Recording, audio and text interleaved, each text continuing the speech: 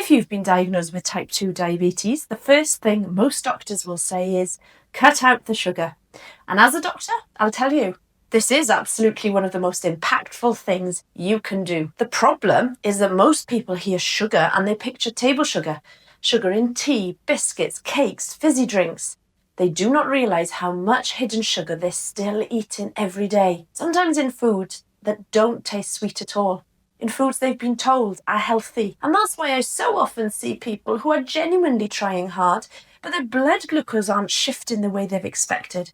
They've cut out the obvious sugar, but the glucose load is still high. So in this video, I want you to focus on one word: glucose, because glucose is what your blood sugar is made of.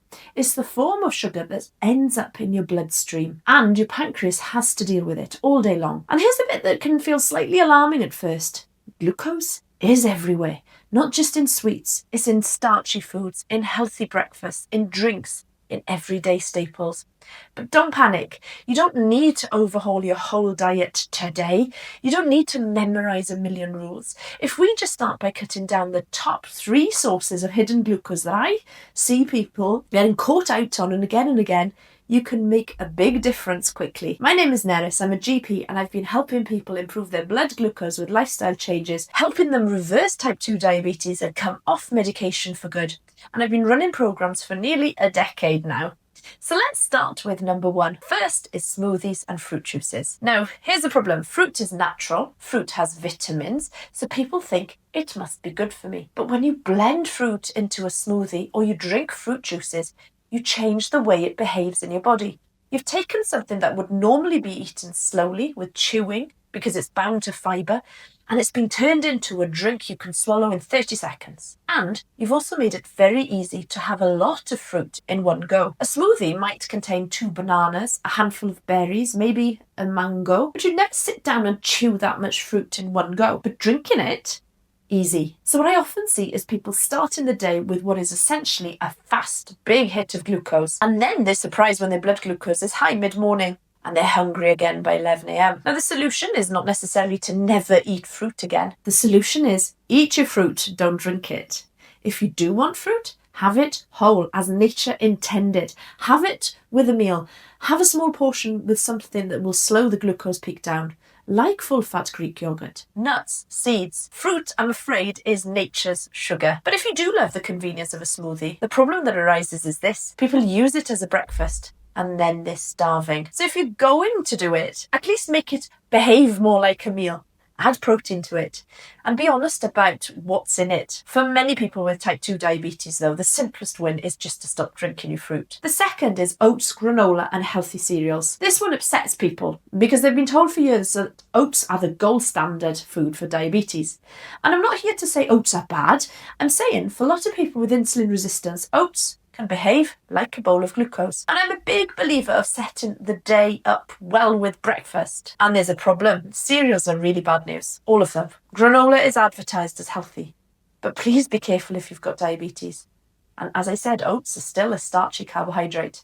They do break down into glucose. And most people don't have a small portion. They have a big bowl with milk, maybe honey, maybe dried fruit, and it really does become a blood sugar spike dressed up as a healthy breakfast. And what I see most commonly is this pattern. So cereal for breakfast, blood glucose will creep up, hunger will come back quite quickly, cravings start early in the day, and then you're battling yourself all day. So what is the solution? If your goal is steadier blood glucose, I would treat breakfast as the place to make life easier.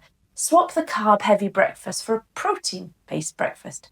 Eggs, cheese, Greek yogurt, leftovers, proper savoury breakfast. And I know the problem that arises immediately. People say, I don't want eggs every day. I don't have time. I like something sweet in the morning. That's fine. You don't have to eat eggs all the time forever, but you do need to understand the trade-off. If you start with a day with a glucose, you often spend the rest of the day trying to recover from it. And with type 2 diabetes, you do have an organ that is struggling to cope with glucose. So even doing a protein-based breakfast for a week as an experiment can be eye-opening. Even if you just did it for 5 days. Watch your hunger, watch your cravings, and watch your number. So the third is whole grain bread. wraps, brown carbs. This is the one that keeps people stuck for years because it feels like you're doing the right thing. You've switched from white bread to whole grain, from normal pasta to whole wheat, from white rice to brown rice. And yes, whole grains can have more fibre, but here's the problem. Whole grain bread still turns into glucose. It still raises blood sugar.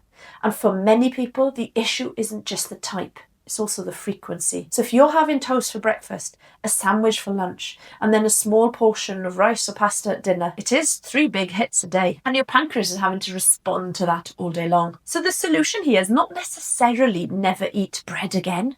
The solution is to stop treating bread as a health food. Treat it as a treat. If you want it, have it, but be intentional. In a smaller amount, and maybe not 3 times a day. Build your meals more around protein and veg first, so you're not relying on bread to fill you up. Now, I do want to pause there and to say something really important, because often people don't like to hear this at all.